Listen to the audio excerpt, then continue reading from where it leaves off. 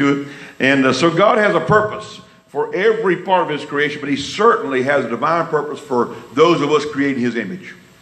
Those that he breathed the breath of life into, and we're called man or human. And so Jeremiah sensed God's purposeful direction in his life from the very beginning. I'm sure he was taught that. He was raised that way. Jeremiah sensed God's purpose in his life, and God has a purpose for individual lives just as well, and for the community of people.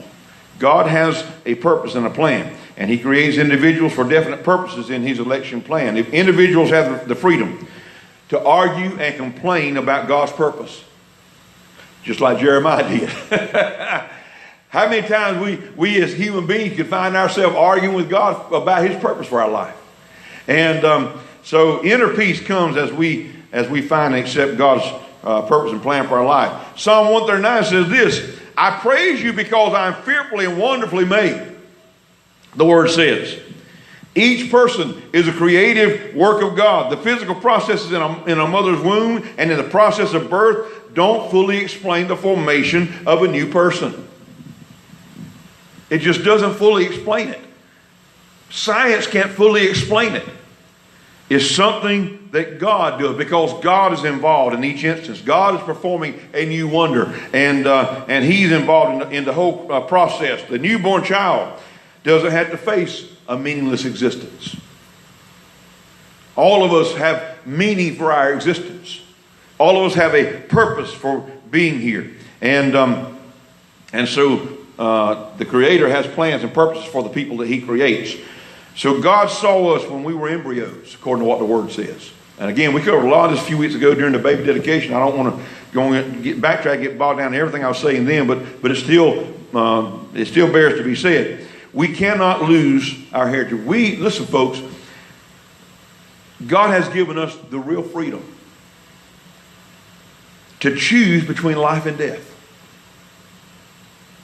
He created us. He breathed into our nostrils the breath of life. But like I said a few weeks ago, he also gave us the power to choose if and how we want to live. To choose life or choose death. Decisions and choices we make every day of our life can very well determine how long we live or how short we live and how we live our life out. Whether or not we fulfill our purpose and our destiny in God. God has gave us the power to make that decision. Like I said a few weeks ago, he gave us power. He created us. He breathed into our nostrils the breath of life. Then he says, all right, you choose. I'm giving you the choice. He says, and he even tells us what he suggests. Now, my suggestion to you is to choose life. He told the children of Israel, choose life so that you and your offspring and your generation that following after you choose life so that you may live. Now, I'm going to give you a choice. You can choose life, you can choose death, but I suggest that you choose life.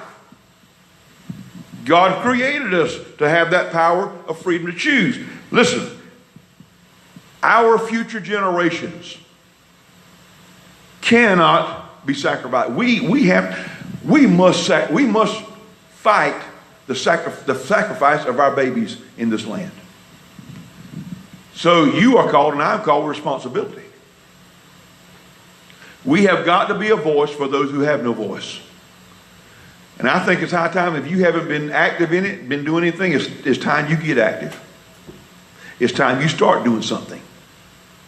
It's time you start getting involved. Because God holds you accountable, not Pastor Mike. God himself holds us accountable for what we do and what we don't do about that particular issue itself. God holds us accountable.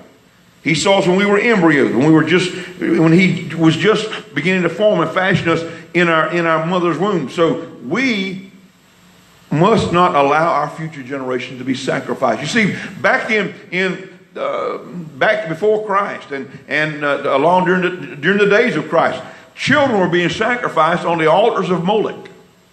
Babies were being sacrificed on the altars of Moloch. Moloch was a false god that they offered their babies to. Moloch, the god Moloch, was made out of cast iron, and they would heat up that cast iron image until it glowed red hot.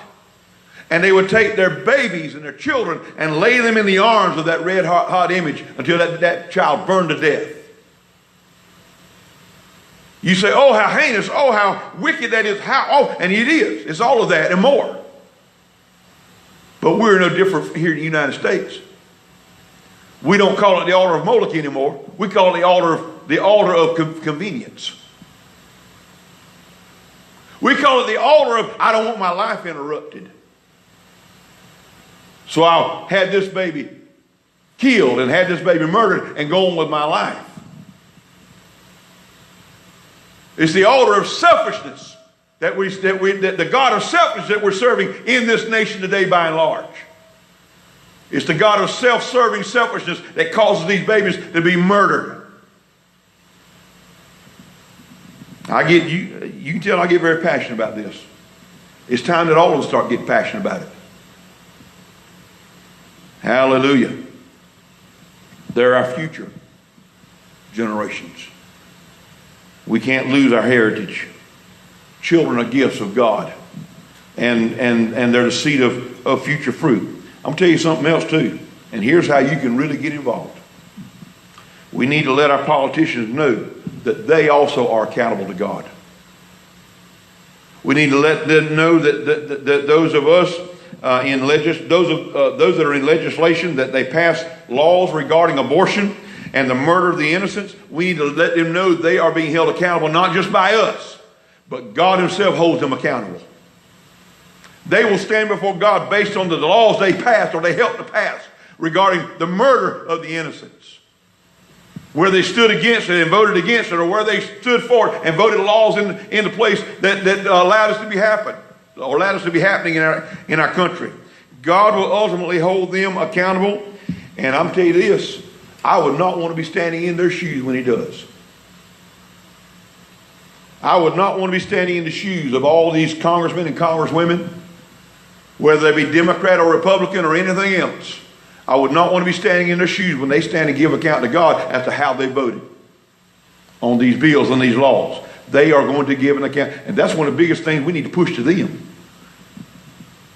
The heinous, sinful, murderous crime of abortion, and you are for it? You're going to vote for it? You're going to enact laws that will allow that to happen? God have mercy on your never dying soul. You will stand before God and you will give an account. And that's one of the, I talked to politicians about this before, but that part never came to my mind when I was talking with them. But you better believe next time I talk with any of them about it, that's one of the first things I'm going to point out. You will be held accountable, not to me, not to the church. You're going to be held accountable to God.